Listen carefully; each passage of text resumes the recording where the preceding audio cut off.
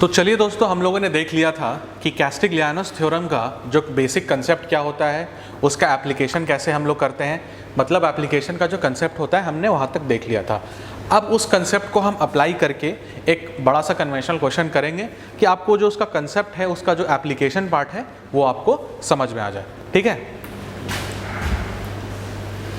तो हम लोग यहाँ से शुरुआत करेंगे। ठीक है, और हमें क्या करना है अब इसका, अब हमें इसका न्यूमेरिकल सॉल्व करना है। ठीक है, तो एक क्वेश्चन लेंगे हम लोग, और एक चीज़ ध्यान रखिएगा कि क्वेश्चन हम लोग जो सॉल्व करेंगे, बड़ा क्वेश्चन जाता है, लंबा क्वेश्चन जाता है, तो सब लोग अपने हाथ में कैलकुलेटर रखेंगे। ठीक है, कैलकुलेटर सबके पास रहना ज़रूरी है। ठीक है, जो आपको आपके बीटेक में मिलता है, जो इंजीनियर्स का कैलकुलेटर होता है, वो आप रखेंगे अपने हाथ में हमेशा। ठीक है, जो लोग हाथ में रख के कैलकुलेटर को क्वेश्चन को सॉल्व करेंगे उनको डिफरेंस समझ में आएगा। ठीक है, तो एक क्वेश्चन लेते हैं।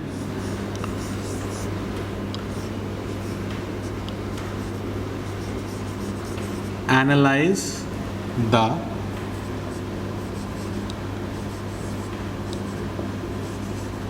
Given beam.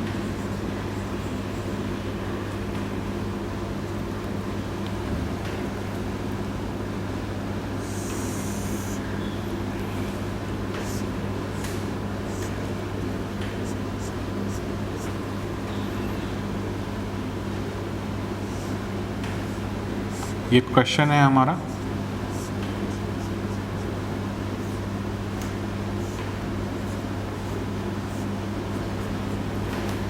ठीक है, ये ऐसा कुछ भी है हमारा, यहाँ पे एक लोड लग रहा है,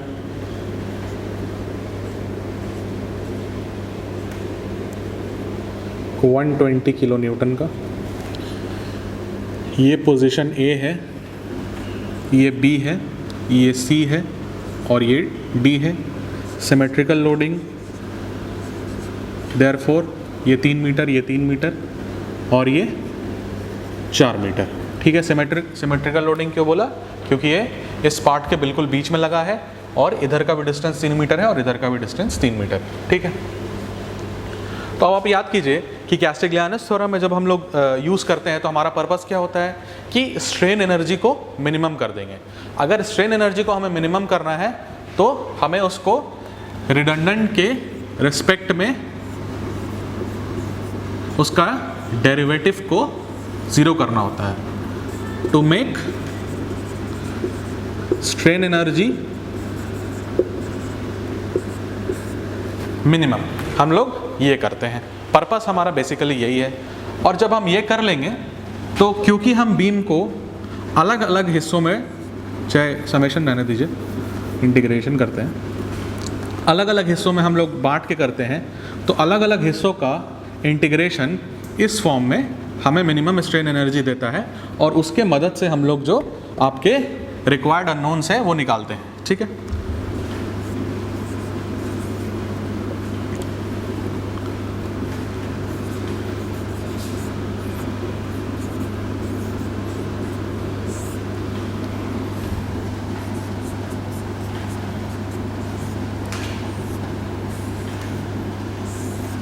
इस फॉर्म में हमें चाहिए होता है। ठीक है, अब आप देखिए कि आप किसको रिडंडेंट मानेंगे और किसके रिस्पेक्ट में आप स्ट्रेन एनर्जी को मिनिमम करेंगे। ठीक है, तो फॉर एग्जांपल हम अपने सपोर्ट सी को रिडंडेंट मानते हुए हम सॉल्व करेंगे। ठीक है, तो इसका कुछ फ्री बॉडी डायग्राम मैं ऐसे करके बना देता हूँ यहाँ पे।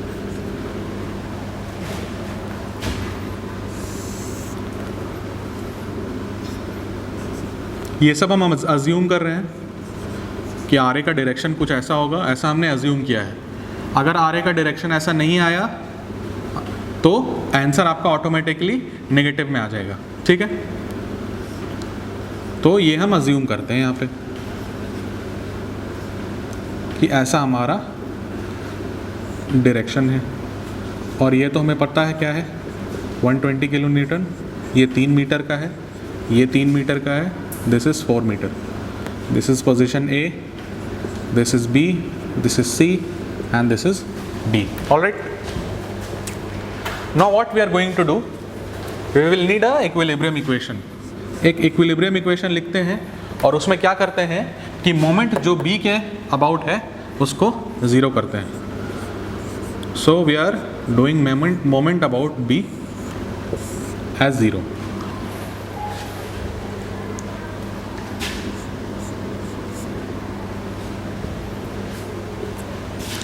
तो जब मोमेंट अबाउट बी हमें ज़ीरो करना है तब आप देखिए कि आर ए जो है यहाँ से कितनी दूर है, आर ए बी से आपका 6 मीटर का दूर है, 6 आर ए लिख सकते हैं। और ये आपका कैसा सेंस है, ये आपका क्लॉकवाइज का सेंस है। एक बार साइन कन्वेंशन भी मैं लिख देता हूँ यहाँ पे, है ना। मैं क्या करूँगा, क्लॉकवाइज मोमेंट को पॉजिटिव लिखूँगा, एंटी क्लॉकवाइज मोमेंट को नेगेटिव लिखूंगा। ये मेरा साइन कन्वेंशन है। आप इसके अपोजिट भी मान सकते हैं, कोई प्रॉब्लम नहीं है, आंसर वही आएगा। ठीक है, ऊपर वाले को पॉजिटिव मानेंगे, नीचे वाले को नेगेटिव मानेंगे। ये मैंने साइन कन्वेंशन ये अज्यूम करता, मैंने ये अज्यूम करा, मैं लिख देता हूँ यहाँ पे साइन कन्वेंशन। ये मेरा साइन कन्वेंशन है, आप इसके अपोजिट भी फॉलो कर सकते हैं। ठीक है, तो ये जो आर ए का जो रिएक्शन ए का जो हमारा सेंस बन रहा है बी की तरफ, वो बन रहा है क्लॉकवाइज का, तो प्लस 6 आर ए। अब आप देखिए कि बी की तरफ 120 किलो न्यूटन वाला जो फोर्स है वो आपका एंटी क्लॉकवाइज में आपका सेंस में मोमेंट दे रहा है। तो इसको हम लोग क्या लिख सकते हैं, -120 × 3, क्योंकि यहाँ से 3 मीटर का डिस्टेंस है। ठीक है, उसके बाद देखिए आरसी को देखेंगे अगर, तो ये भी आपका एंटी क्लॉकवाइज का डायरेक्शन है, देख सकते हैं यहाँ से। ठीक है, अगर आप बी की तरफ देखेंगे आरसी को, तो ये आपका एंटी क्लॉकवाइज का डायरेक्शन है। एंटी क्लॉकवाइज के डायरेक्शन में हमने क्या करना होता है, फिर से माइनस करेंगे और यहाँ पे आएगा 4RC = 0। ठीक है, आगे बढ़ते हैं।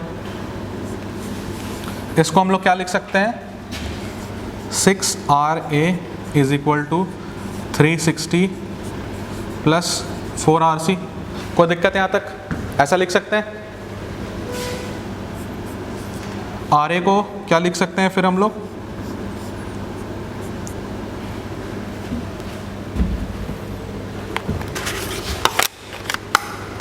तो ये तो 60 हो जाएगा। 6 को इसमें से डिवाइड करेंगे, ये 60 हो जाएगा, और 4/6 होता है आपका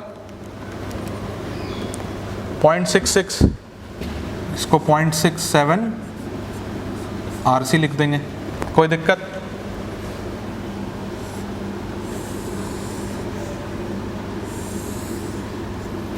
कोई दिक्कत नहीं है यहाँ तक। इक्विलिब्रियम इक्वेशन लिखा है और RA का वैल्यू निकाला है हमारे अननोन के टर्म्स में। ये हो गया हमारा इक्वेशन नंबर 1। ठीक है, अब आगे आते हैं। स्पेस थोड़ा अरेंज करना होगा तो मैं उन चीज़ों को मिटा रहा हूँ। ठीक है, इन चीज़ों को आप एक बार साइड में आप नोट करके लिख सकते हैं इन चीज़ों को, क्योंकि आपको फाइनली लाना इस फॉर्म में है और आपको इंटीग्रेट करना है। पर्पस क्या है, स्ट्रेन एनर्जी को मिनिमम करना है। यह आपका साइन कन्वेंशन है। ठीक है, इसी साइन कन्वेंशन को मैं थ्रू आउट क्वेश्चन फॉलो करूंगा। ठीक है,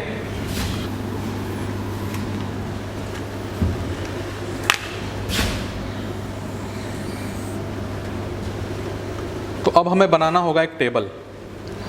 टेबल कैसे बनाएंगे, टेबल को जिस तरीके से बनाएंगे, इसको हम बांट देंगे 3 सेक्शन में। एक AD हमारा एक सेक्शन है, एक DB हमारा सेक्शन है, और एक BC हमारा सेक्शन है। कोई दिक्कत नहीं है यहाँ तक। ठीक है, तो 3 सेक्शन है। तो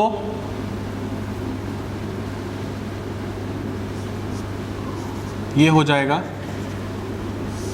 सेक्शन, यहाँ पे ले लूँगा लिमिट, यहाँ पे ले लूँगा मोमेंट, लिख देता हूँ यहाँ पे,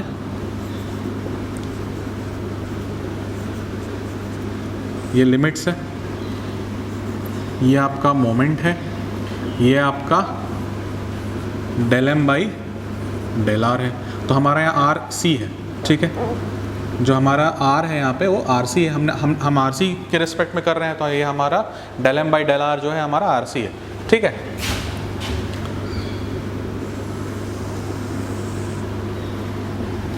तो पहला सेक्शन लेते हैं। पहला सेक्शन क्या है? सेक्शन एडी है। तो एडी जो सेक्शन है उसके लिमिट्स कितने हैं? 0 to 3 है, ठीक है। अब आप एडी में देखिए कि मोमेंट कहाँ से है। अब जो हम यहाँ पे मोमेंट लिखेंगे वो मोमेंट हम थ्रू मेथड ऑफ सेक्शन के थ्रू लिखते हैं। तो जो मेथड ऑफ सेक्शन का हमारा जो काम होता है, एक सेक्शन लेते हैं यहाँ पे, ये x लेते हैं यहाँ से यहाँ तक, ठीक है। अब देखिए कि एडी में कौन सा फोर्स आपको मोमेंट दे रहा है, वो है आपका आर वाला फोर्स। आर वाला फोर्स मोमेंट दे रहा है, तो इसको हम लोग क्या लिख सकते हैं? और ये देखिए ये क्या करा रहा है, ये आपका सैगिंग करा रहा है, ठीक है, सैगिंग का सेंस कर रहा है। जिन्होंने पुराने लेक्चर्स देखे हैं उनको मालूम है सैगिंग मतलब होता है पॉजिटिव स्माइलिंग फेस, और ये होता है हॉगिंग, ठीक है, नेगेटिव।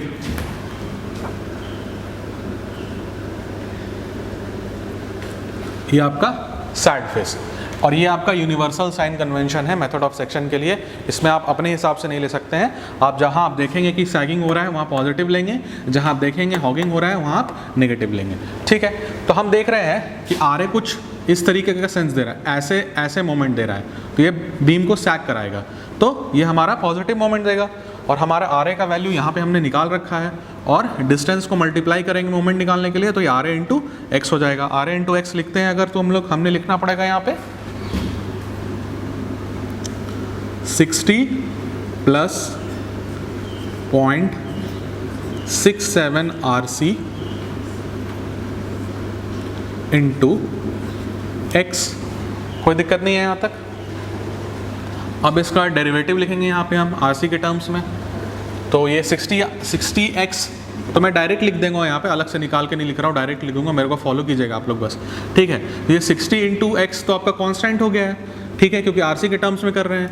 और ये 0.67 RC जो है इंटू एक्स करेंगे तो ये कितना बन के आ जाएगा आपका 0.67x।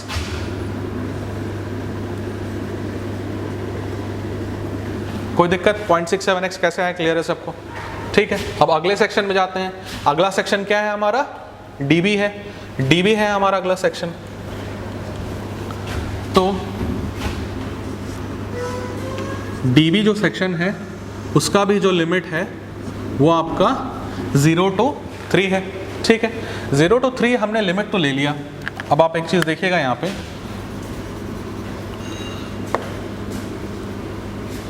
देखिए जब आप अपने सेमेस्टर के कॉपी में रिप्रेजेंट करते हैं ना, तो आप रफली ये डायग्राम बार बार बना सकते हैं, ठीक है, कि आपने छोटा सा दिखा दिया यहाँ पे बना के कि अब हमने सेक्शन यहाँ पे लिया। मेरे पास जगह नहीं रहती है, इसलिए मैं यहाँ पे मिटा के फिर से सेक्शन यहाँ पे लेता हूँ। और आप ध्यान दीजिएगा कि इस बार जो मैंने सेक्शन लिया है वो मैंने यहाँ से लिया है, डी वाले पोजीशन से। जब भी हमारा 0 to 3 है, हमारा लिमिट क्या है 0 to 3, इसलिए हमें x भी कहाँ से लेना पड़ेगा? d से लेना पड़ेगा, ठीक है। अब देखिए कि इस वाले पोर्शन में किन किन फोर्सेस का इफेक्ट आएगा मोमेंट का। एक आर का इफेक्ट आएगा और एक ये 120 वाले का इफेक्ट आएगा। आर देखिए, आर आपका फिर से सैगिंग कराएगा, और ये 120 किलो न्यूटन वाला जो लोड है वो आपका हॉगिंग कराएगा, ठीक है। तो मैं लिख देता हूँ यहाँ पे फटाफट 60 प्लस 0.67 RC x प्लस 3 हो जाएगा ये ना। x प्लस 3 क्यों हो जाएगा ये? x प्लस 3 क्यों होगा? क्योंकि ये तो x है, यहाँ से आप x ले रहे हैं, और ये प्लस 3 वाला, ठीक है, minus because of sagging 120 into x. कोई इशू नहीं है यहाँ तक? चीज़ें समझ में आ गई सबको? ठीक है। अब देखिए इसका डेरिवेशन हम जब करेंगे, डेरिवेशन बोल रहा हूँ माफ़ कीजिएगा, डेरिवेटिव जब निकालेंगे तो क्या करेंगे, ये तो ख़त्म हो जाएगा, 120x आपका कांस्टेंट की तरह काम करेगा, ठीक है। और जो ये 60 है और ये 0.67 RC, तो सिमिलरली वही चीज़ हो जाएगा। ये बाकी सारे चीज़ कांस्टेंट है, ये भी पूरा कांस्टेंट है, तो 0.67 RC इंटू एक्स प्लस 3 को हम लिख सकते हैं यहाँ पे हमारा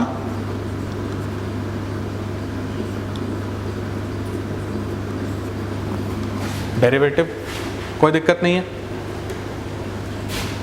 अब देखिए हमारा आखिरी सेक्शन कौन सा है, BC, और BC के लिमिट्स कितने हैं, 0 to 4। ठीक है, अब देखिए ये सेक्शन हम यहाँ से लिया हमने, ठीक है, तो अब इस तरफ से लेने से अच्छा है कि इस तरफ से ले लें, राइट साइड से ले लें x, राइट साइड से x लेंगे तो फ़ायदा क्या है, सिर्फ RC लिखना पड़ेगा, हमें सिर्फ RC लिखना पड़ेगा, ठीक है। और इस तरफ से लेते हैं, देखिए ये मेथड ऑफ सेक्शन जो है ये आपको स्ट्रेंथ ऑफ मटेरियल्स वाले जो आपका सॉरी जो आपका स्ट्रेंथ ऑफ मटेरियल्स वाला जो सब्जेक्ट है, तो उसमें जो आपका शेयर फोर्स और बेंडिंग मोमेंट डायग्राम वाले जो मेथड्स वाले जो चैप्टर होते हैं उसमें आप इन चीज़ों को डिटेल में देखते हैं, ठीक है। यहाँ पे आप बस मेरी बात मान लीजिए कि हाँ चीज़ें ऐसी होती हैं, वहाँ जब आप डिटेल में, जिन्होंने पढ़ लिया है उनके लिए तो कोई दिक्कत नहीं है, बिल्कुल हल्के हल्के में समझ में आ रहा होगा उनको, ठीक है। लेकिन जिन्होंने नहीं पढ़ा है उनके लिए मैं बोल रहा हूँ कि अभी आप ये मेरी बात मान लीजिए कि ये चीज़ें ऐसी होती हैं, ठीक है। और यहाँ पर भी आपको लॉजिकल दिख रहा होगा, ठीक है, लॉजिक में मैं स्किप नहीं करता हूँ कभी भी, मैं आपको लॉजिक हमेशा बताऊँगा और रिपीटेटिवली बताऊँगा कि आपको जो लोग पहली बार सुन रहे हैं उनके दिमाग में बार बार वो चीज़ें क्लिक करें और वो बाद में भी पढ़ें तो उनको वो सब चीज़ें क्लियर हो, ठीक है। इसलिए मैं बार बार रिपीट करता हूँ चीज़ें, ठीक है। तो अब हम लोग क्या कर रहे हैं, राइट साइड से ले रहे हैं। अब देखिएगा राइट साइड से इसका कैसा इफेक्ट बन रहा है, सैगिंग का इफेक्ट बन रहा है, ठीक है। तो ये भी पॉजिटिव हो जाएगा और इसको हम लोग सिंपली RC × X लिख सकते हैं, ठीक है। तो इससे फ़ायदा क्या हुआ, इतने बड़े भारी भरकम इक्वेशन से हम लोग बच गए, ठीक है। और इसका ∂M/∂RC, सिर्फ x बचेगा, RC तो ख़त्म हो जाएगा। तो ये है हमारा एक बहुत इंपॉर्टेंट टेबल,